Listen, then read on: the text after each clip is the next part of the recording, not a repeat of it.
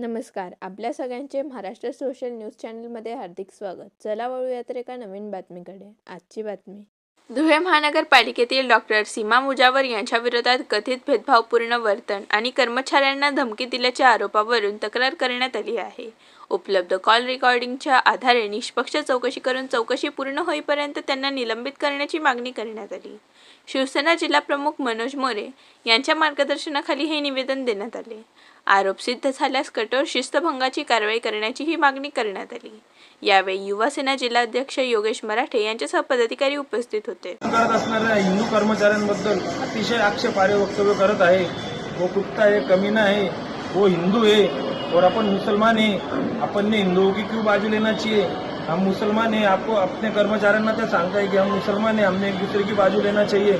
अशा पद्धतीने त्या उघडपणे त्यांची जिहादी मानसिकता त्या ठिकाणी दर्शून येते आणि त्या कर्मचाऱ्यांबद्दल त्यांच्या मनात, हिंदू कर्मचाऱ्यांबद्दल त्यांच्या मनात असणारा द्वेष हा जाहीरपणे दिसून येतो.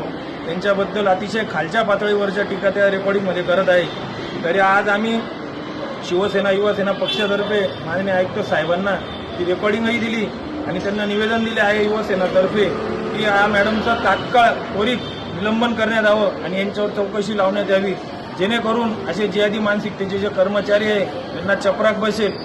जर त्यांचं निलंबन झालं नाही तर युवासेना महानगरपालिकेच्या गेटला टाळे ठोकेल आणि त्या महिला कर्मचाऱ्याला आमच्या युवा सेनेच्या शिवसेनेच्या रणरागिणी धडा शिकवतील, असे आम्ही आदेश दिले. साहेबांनी त्वरित आमच्या निवेदनाला अनुसूचक असं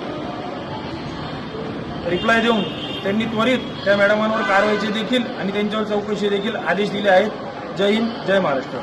बातमी आवडल्यास चॅनलला लाईक व सबस्क्राईब करा व दररोज अशा नवनवीन बातम्या पाहण्यासाठी चॅनलला फॉलो करा. धन्यवाद.